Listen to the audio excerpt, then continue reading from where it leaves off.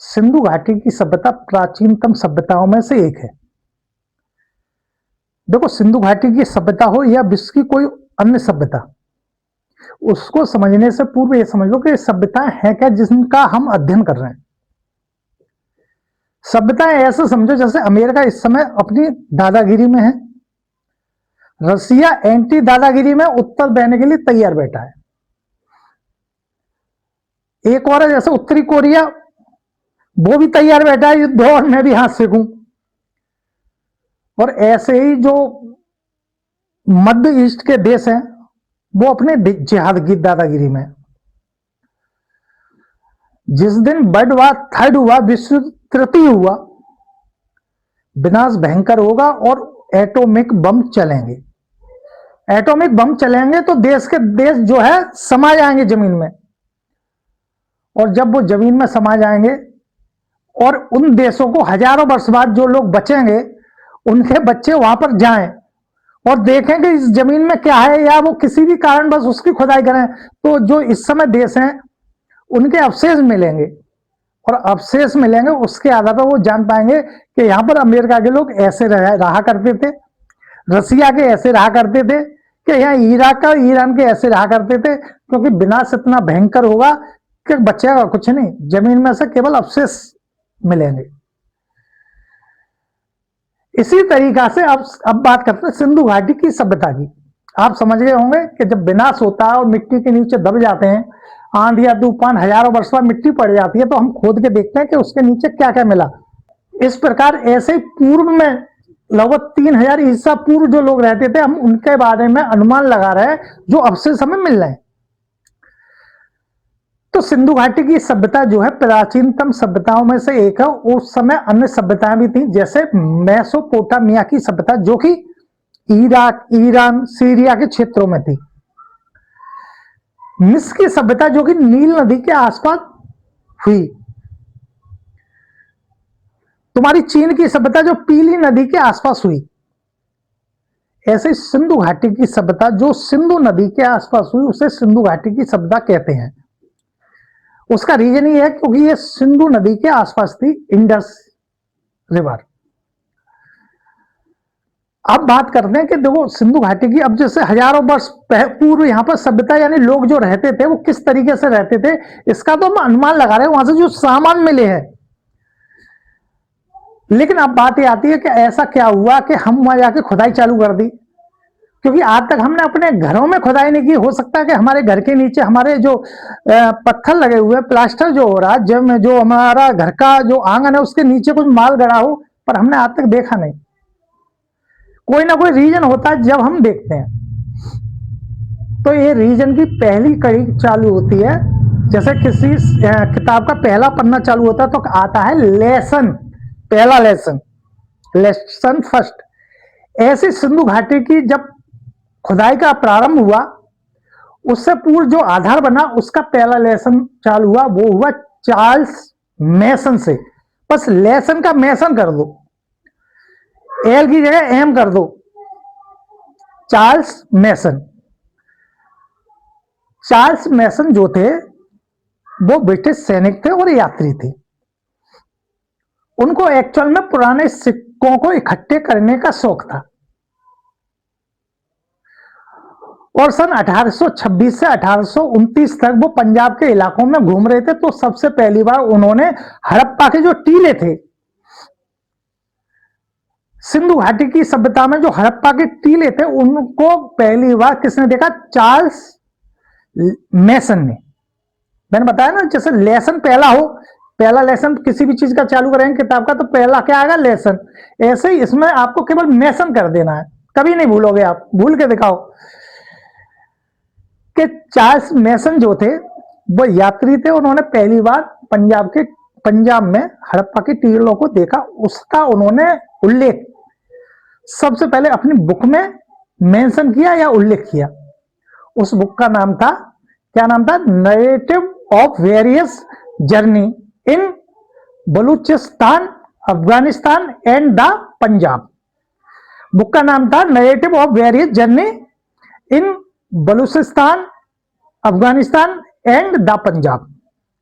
अब जब उन्होंने इस बात को अपनी किताब में उल्लेख किया, मेंशन किया, तो लोगों की निगाहें या जिज्ञासा जो है, नेक्स्ट बात बनी, वो बनी 1853 में। 1853 में अलेक्जेंडर कनिंघम जो थे हड़प्पा के दौरा पर आए। अलेक्जेंडर जो थे ब्रिटिश सेना में इंजीनियर थे और पुरातत्वविद, जिनको भारतीय पुरातत्व सर्वेक्षण विभाग का जनक कहा जाता है।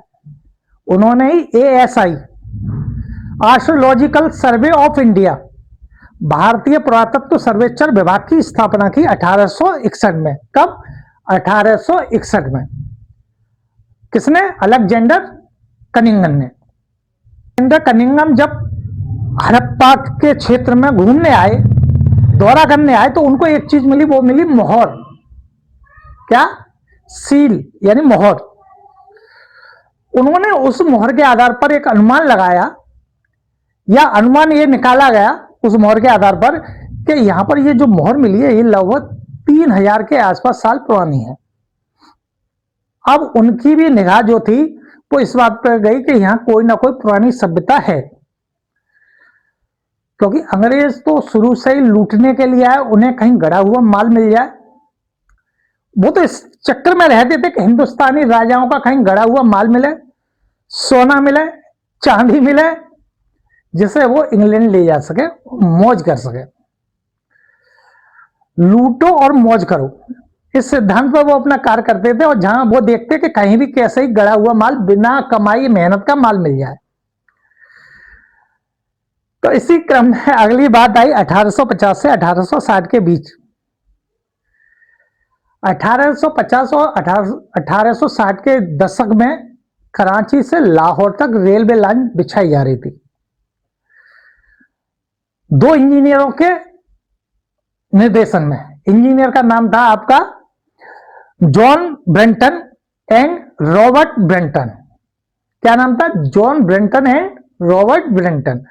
ये इंजीनियर थे। जब लाइन बिछवा रहे थे तो उन्हें कुछ ईंटें मिली, और जब ईंटें मिली तो उन ईंटों को उन्होंने रेलवे लाइन को बिछाने में लगा दिया। फिर उसी क्रम में फिर दोबारा ईंटें मिली, और ईंटों की संख्या बढ़ती गई, और वो रेलवे लाइन बिछाने में लगाते गए, क्योंकि रेलवे लाइन बिछानी थी और उन्हें बिछाने के लिए ईंट मिल गई, तो उनके तो काम बन गए। लेकिन हाँ, इस बात से लोगों को पता चला कि ईंट भी मिली है, तो लोगों का ध्यान और हड़प्पा के पहाड़ों, कराची और लाहौर के बीच की जो रेलवे लाइन थी उसकी तरफ गया। अब आता है खुदाई क्रम। खुदाई आखिर कैसे चालू हुई? तो आपको बताऊं कि सिंधु कालीन सभ्यता की खुदाई का श्रेय जाता है सर जॉन मार्शल को। किसको? Sir John Marshall. पहली खुदाई हुई थी 1921 में, और उस समय ASI, भारतीय पुरातत्व विभाग के जो अध्यक्ष थे, हेड थे, वो थे sir John Marshall. Sir John Marshall के नेतृत्व में पहली खुदाई प्रारंभ हुई 1921 में। और उस खुदाई किसके अंडरटेकिंग की गई, या उसका नेतृत्व किसने किया? अगर अलग अलग खुदाई की बात हो तो अलग अलग नाम आएगा, और सिंधु कालीन सभ्यता की खुदाई हो तो सर जॉन मार्शल आएगा। सबसे पहले खुदाई जो हुई वो हुई 1921 में हड़प्पा की। किसके नेतृत्व में? दयाराम साहनी के नेतृत्व में। तो इस बात को ऐसे याद रखेंगे कि हड़प्पा की सबसे पहले दया किसको आई? किसी भी काम करते हैं तो दया आती है। तो दयाराम साहनी को 1921 में हड़प्पा की खुदाई का कार्य प्रारंभ करने का मौका मिला, और उन्होंने खुदाई प्रारंभ की। इसके बाद 1922 में मोहनजोदड़ो की खुदाई हुई। 1922 में मोहनजोदड़ो की किसके नेतृत्व में? राखल दास बनर्जी। मोहनजोदड़ो जो था वो सिंधु नदी के किनारे था, जबकि हड़प्पा जिसकी खुदाई 1921 में हुई वो था रावी नदी के किनारे। हड़प्पा जिसकी सिंधु कालीन सभ्यता में सबसे पहले खुदाई किसकी हुई? हड़प्पा की, जो किसके किनारे था? रावी नदी के। और 1922 में खुदाई हुई किसकी? मोहनजोदड़ो की, जो था सिंधु नदी के किनारे। सिंधु सभ्यता का सबसे बड़ा जो शहर था या स्थल था वो था मोहनजोदड़ो, जिसकी खुदाई राखलदास बनर्जी के नेतृत्व में 1922 में हुई। कब? 1922 में। अब बात करते हैं पीरियड की, कि ये सभ्यता लगभग कितनी पुरानी थी।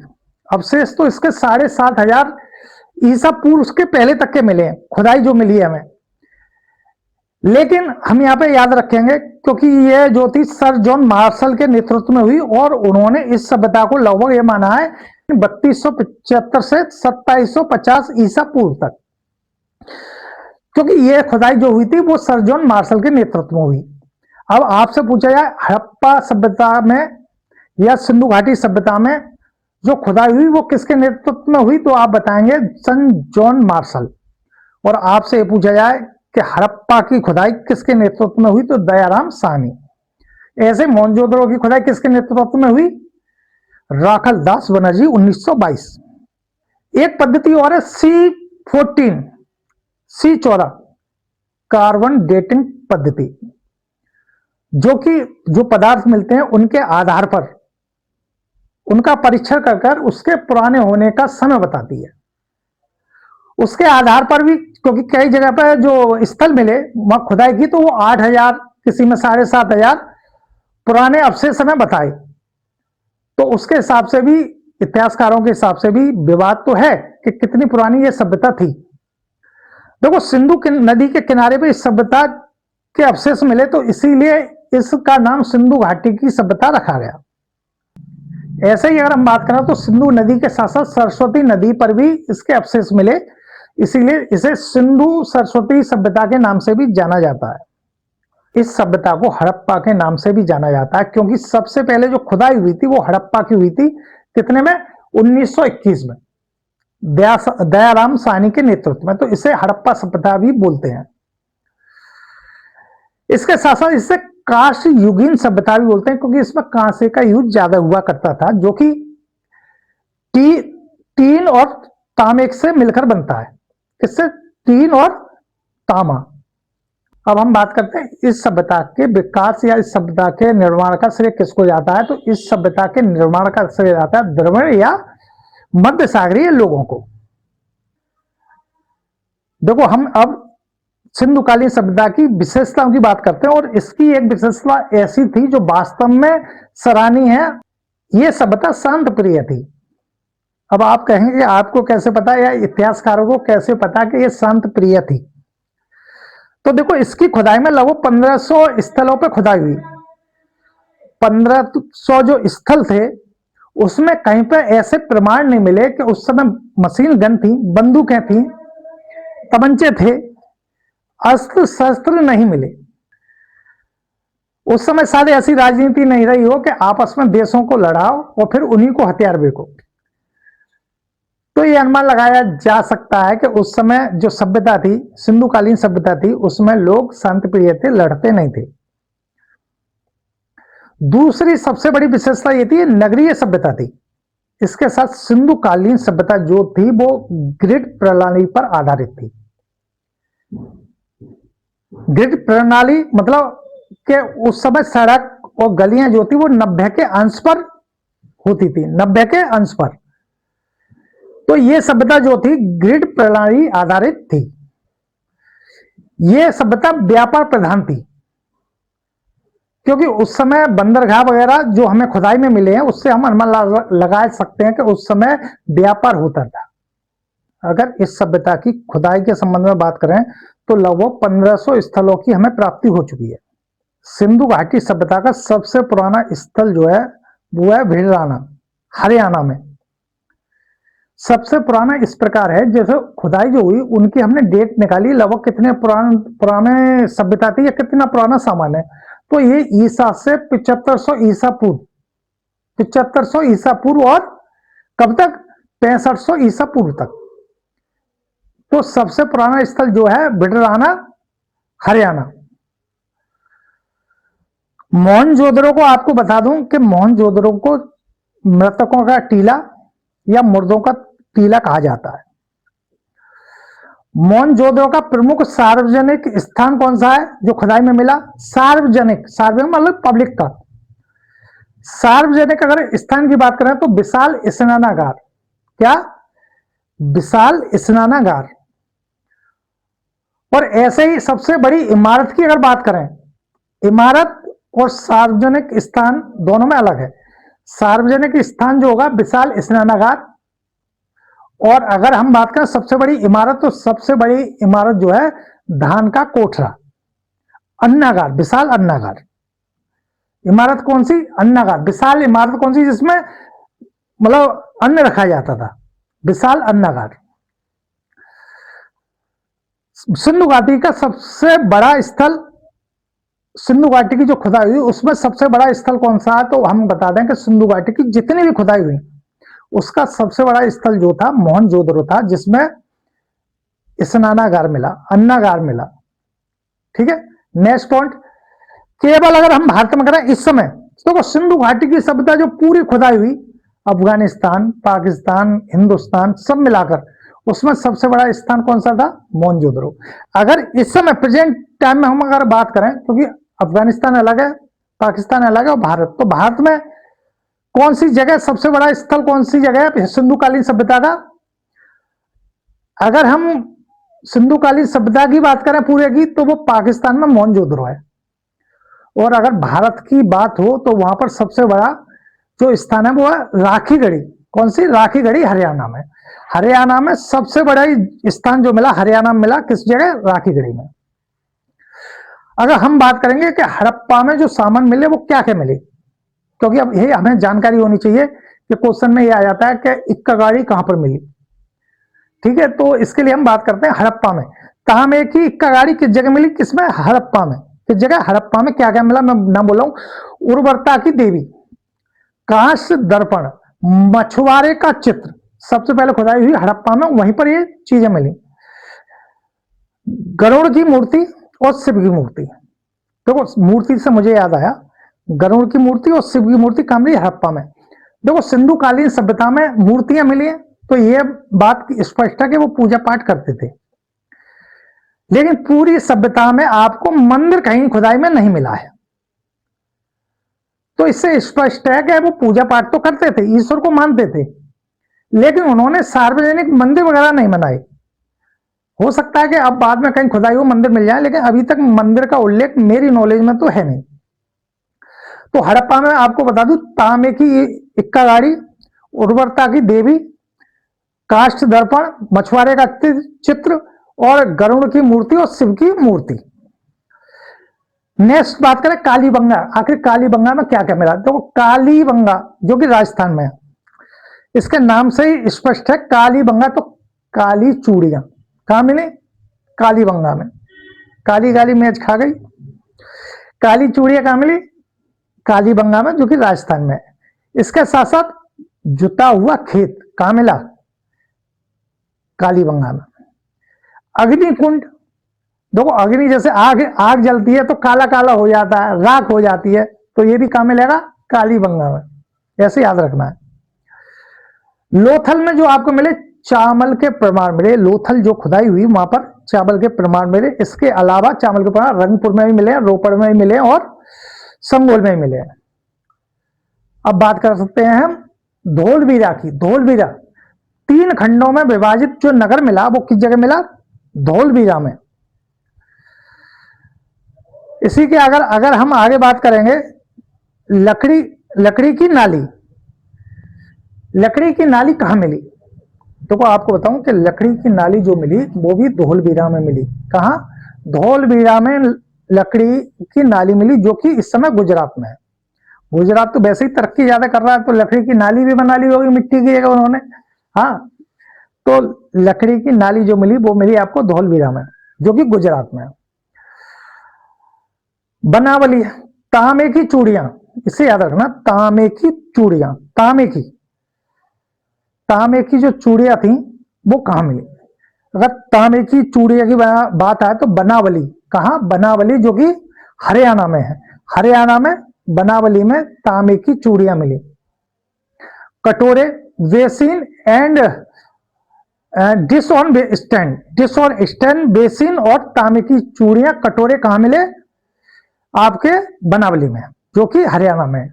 अब हम बात करें घोड़े की अस्थियां कहां मिली, तो सुरकोटदा में घोड़े की अस्थियां मिली। इसके अलावा कालीबंगा में घोड़े के दांत भी मिले और अस्थियां भी मिली है, लोथल में भी मिली है। तो इस प्रकार सुरकोटदा में घोड़े की अस्थियां मिली, अवशेष मिले। अब बात आएगी सूती कपड़ा कहां मिला।